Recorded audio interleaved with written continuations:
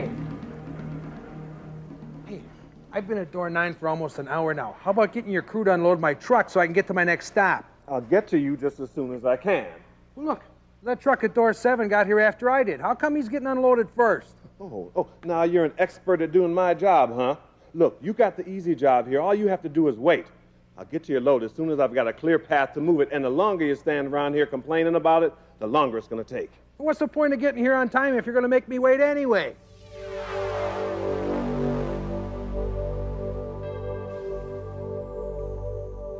Every encounter you have with another person will leave you feeling better, worse, or the same about that individual, and often about the company that he or she represents.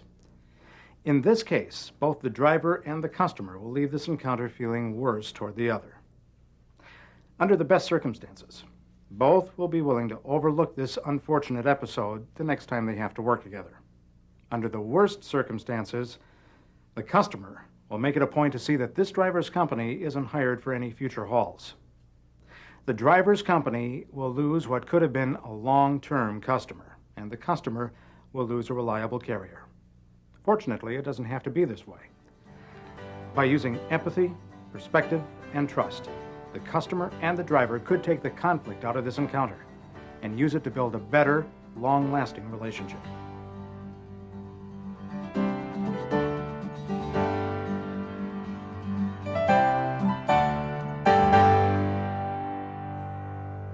The first step in building better relationships is to replace confrontation with cooperation through empathy. Empathy means putting yourself in the other person's position. If the driver had put himself in the customer's position, he would have seen someone under a great deal of stress juggling a variety of job demands. Yeah, I'll get that order out just as soon as I can, but the truck isn't here. I've got to call into the dispatcher, but he hasn't called me back yet. As soon as I find out what's happening, I'll call you. Yes, I know you need the load today, and I'll do the best I can. Yes, I'll call you back.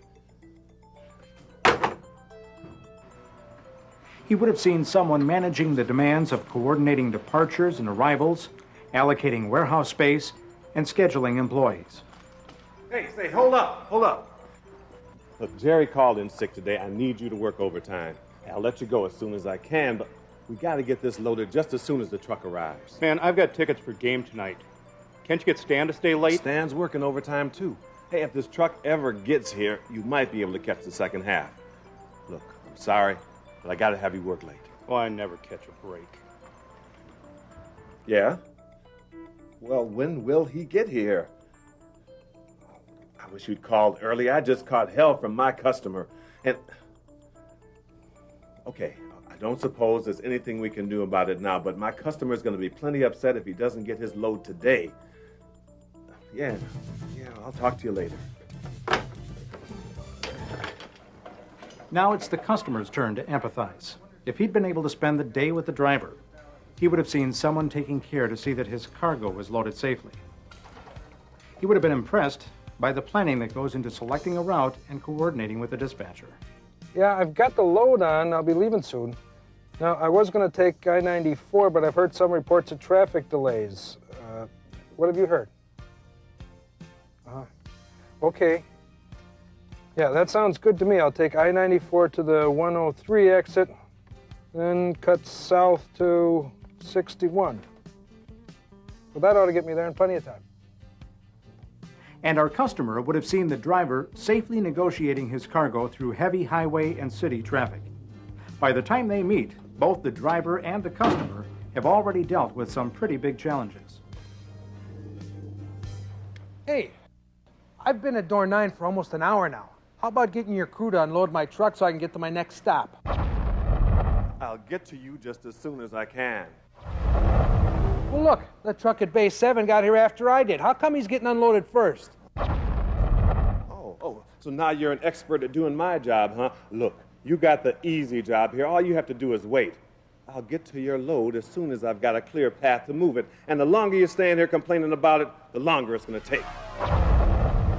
What's the point of getting here on time if you're going to make me wait anyway?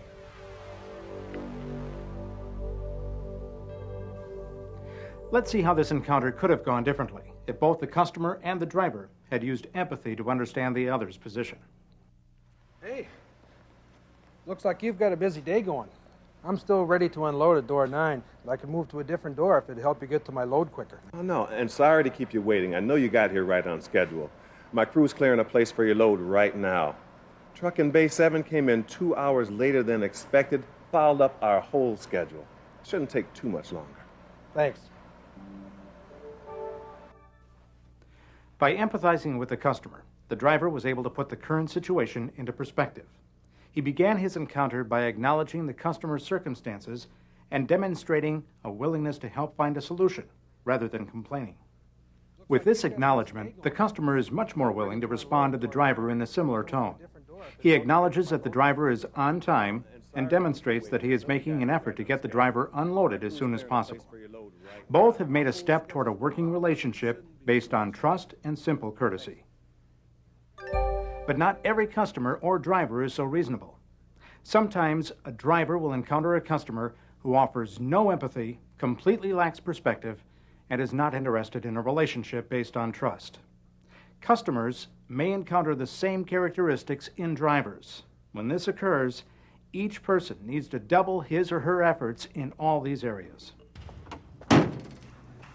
I got your load from Cincinnati. Where do you want to drop? Where the hell you been? You should have been here 2 hours ago. This is a real test for the driver. Before he responds, he takes a moment to formulate a response that acknowledges the customer's distress without escalating the confrontation. Then he gives the customer time to blow off some steam. Where the hell you been? You should have been here 2 hours ago. I can see that this puts you in a bind. I'd hoped to be here on schedule, but there were traffic delays on I-35. Traffic delays, huh? Well, 2 hours is a long time for a traffic delay. Look, I got customers of my own. I'm going to be spending 2 days playing catch-up on this thing. As much as the driver would like to respond to this, he won't.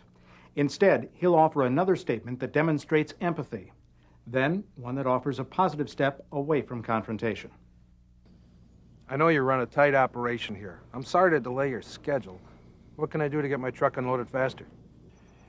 Back it into door 9. I'll get my crew over there right now. If you bring the paperwork over to the office while they're unloading, maybe, just maybe, this won't be a complete disaster.